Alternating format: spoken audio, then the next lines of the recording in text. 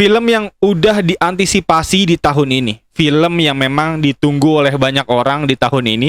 Film yang memang menjadi prequel dari saga yang cukup besar ya di film-film sebelumnya. Yang dimana film ini berjudul A Quiet Place Day One.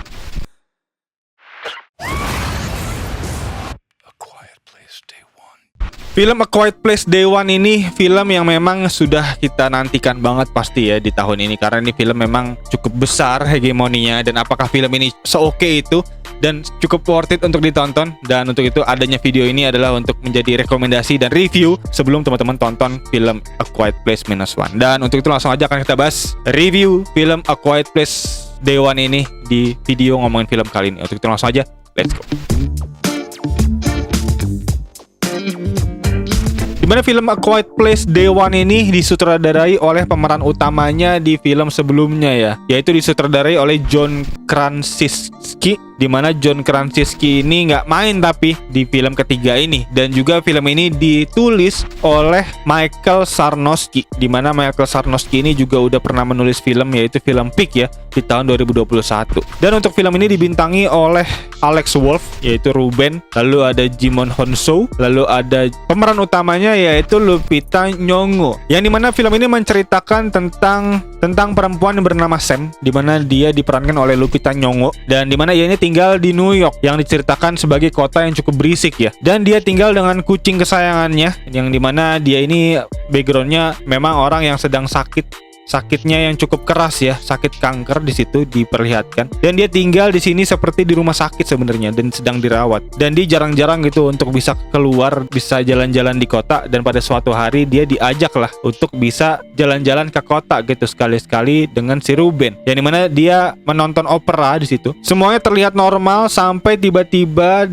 di momen setelah nonton opera ini, si Sam ini melihat suasana mulai ricuh ya, kota mulai ricuh, dimana tiba-tiba ternyata ada benda asing dari luar angkasa yang jatuh ke bumi seperti hujan meteor gitu ya, yang sebenarnya bisa nyambung juga kalau misalnya gue inget di film Three Body Problems ya, di series Three Body Problems. Jadi ini mungkin ada sambungannya, mungkin saling terkait bisa jadi ya secara cerita. Tapi benda itu ternyata bukan meteoroid ya, melainkan alien yang berwujud monster yang langsung memburu manusia di sini. Dan New York tiba-tiba berubah menjadi kacau balau akibat kepanikan orang-orang sekitar. Tentunya masyarakat pastinya panik banget ya, dan berusaha menyelamatkan diri masing-masing. Dan mereka melarikan diri dan berteriak tentunya untuk meminta tolong ya. Tetapi ironisnya justru alien ini nggak bisa ngelihat, mungkin penglihatannya jelek. Jadi dia memang pure bergerak berdasarkan frekuensi suara.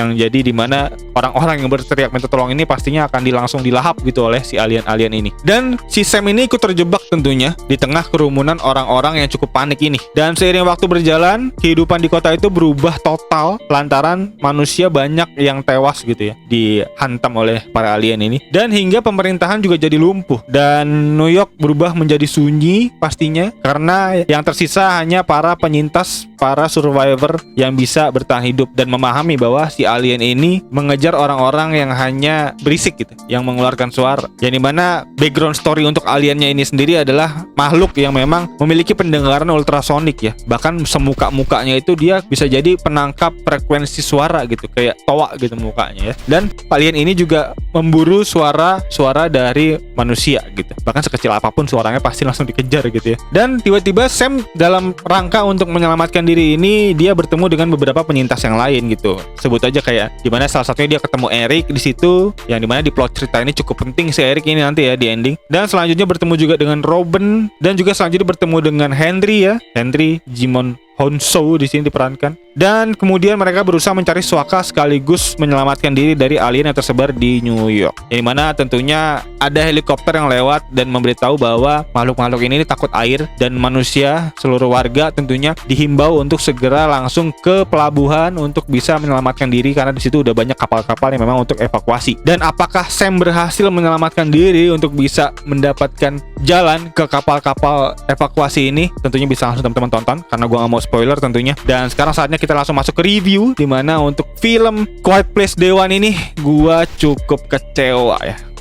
Ternyata jalan ceritanya nggak seheboh seekspektasi gua gitu, nggak seoke yang apa gua ekspektasikan. Karena kalau boleh jujur di film ini gua ngerasa plot ceritanya ini lemah banget. Gue nggak bisa ngerasain apa yang emang disuguhkan oleh film ini, yang lebih kepada drama sebenarnya di akhir film. Tapi gue nggak ngerasa drama itu cukup bisa menyentuh para penonton, karena ada beberapa plot yang gue cukup uai banget gitu. Salah satunya adalah karakter Eric, dimana karakter Eric ini gue masih nggak ngerti sampai akhir film apa motifnya untuk bisa membantu main karakter kita, main lead kita, yaitu si Sam. Gue pikir karena memang si Sam ini punya kedekatan emosional dengan penyakit yang diderita oleh Sam, mungkin karena keluarganya atau mungkin karena ibu atau orang tuanya juga mengalami penyakit yang sama, tapi ternyata enggak, nanti di ending juga nggak diceritain apa-apa, dan itu membuat gue jadi nggak bisa relate dengan cerita dan juga karakter yang ada di film ini di tengah sampai ending film. Dan itu salah satu mungkin jadi minus ya buat gue dari film ini. Tapi terlepas dari itu, sebenarnya film ini masih enak banget buat ditonton karena film ini masih memiliki visual yang keren banget. Karena gue ngerasa bahkan film ini lebih bagus visualnya dari film pendahulu dia di tahun 2018 kemarin. Jadi monster-monster ini lebih menakutkan, dan gue juga bisa ngeliat